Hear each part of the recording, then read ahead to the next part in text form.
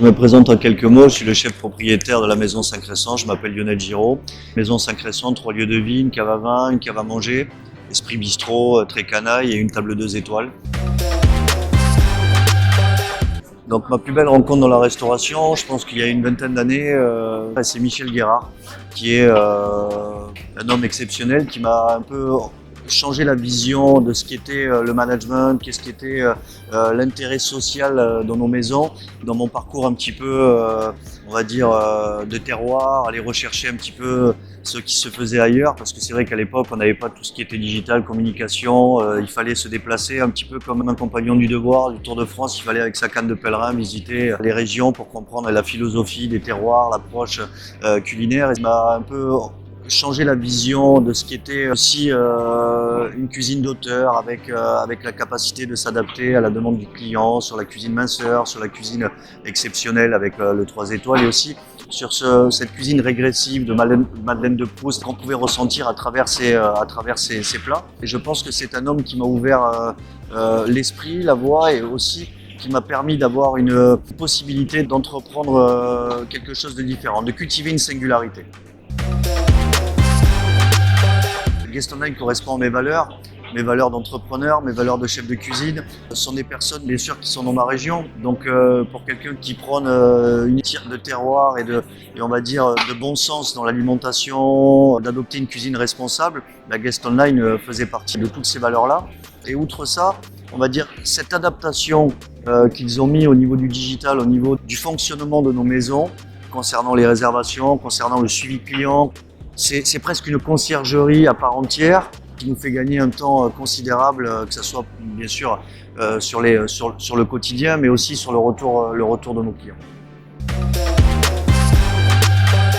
Ben voilà, Guest Online comme partenaire, c'était une évidence. Voilà, ce sont des jeunes qui entreprennent dans ce beau projet digital, qui ont de l'expertise, de l'expérience, une vision très moderne. La réservation responsable, ça avait un sens, ça avait un objectif pour nous. C'était celui, on peut pas prôner une cuisine d'équilibre, on peut pas prôner une éthique responsable si déjà la base de notre réservation, c'est-à-dire au démarrage de notre activité, on n'est pas capable de le faire.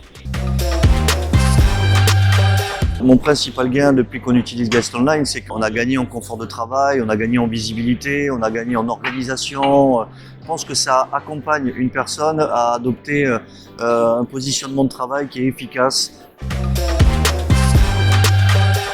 Alors, le futur de la restauration, selon moi, je pense que le monde de la restauration s'est toujours adapté depuis la nuit des temps. C'est-à-dire que chaque choc sociétal a été bien retranscrit dans notre milieu. Tout simplement parce qu'on est en phase avec la nature, on est aussi en phase avec le consommateur, ce qu'il se passe dans le monde en règle générale. Et aujourd'hui, la conjugaison vie privée, vie professionnelle est très importante.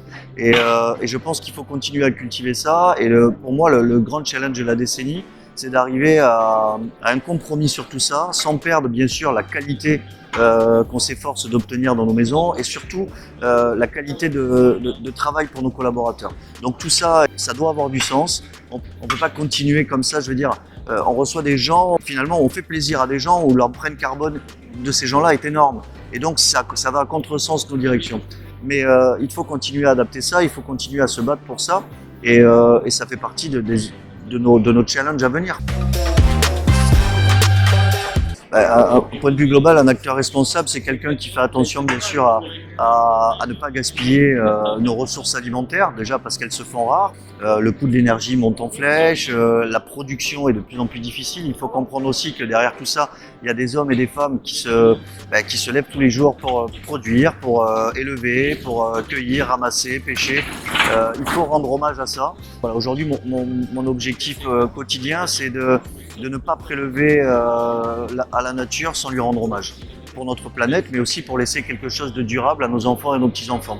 Je pense qu'aujourd'hui, c'est déjà trop tard. Il faut montrer l'exemple, il faut susciter l'envie. Et la jeune génération qui arrive sur le marché du travail, qui nous regarde, qui nous observe, je pense, sont très à cheval sur cette philosophie. Et à nous de trouver le bon équilibre pour que ça soit réalisable à une échelle bien sûr large, hein, pas juste sur des petites maisons. En gros, il faut la faire vivre, la faire avancer, la développer. On n'est pas un métier statique, il faut aussi que cette responsabilité-là ne soit pas statique. Alors, je pense que le Covid a fait quand même du bien là-dessus. Je pense que le consommateur l'a intégré, l'a compris. C'est toujours une histoire de volonté, c'est toujours une histoire de se dire, est-ce qu'en agissant ainsi, je contribue moi-même à créer quelque chose d'intelligent, de pérenne autour de moi. C'est pas juste en disant tiens, quand je vais dans tel restaurant, j'ai envie de choisir ce que je veux, peu importe la provenance du produit, peu importe l'impact carbone qu'a cet établissement, j'ai juste envie de me faire plaisir sur tel produit. Je réfléchis pas à ça. Je veux pas rentrer dans une théorie de dire qu'il faut se priver de tout pour arriver à un équilibre. Non, je dis pas ça. Je dis juste que on peut tout consommer dans la vie avec modération. On peut pas systématiquement importer des produits qui arrivent de l'autre bout de la planète juste pour notre petit plaisir personnel. Je pense que ça n'a pas de sens. Oui, fondamentalement, on a mis des actions en place et c'est obligatoire. Déjà, parce que il faut qu'on reste nous aussi compétitifs dans cet axe-là. Et encore une fois, c'est une volonté de continuer à développer pour que les choses soient une évidence, deviennent quelque chose d'intelligent et surtout de palpable pour le plus grand nombre.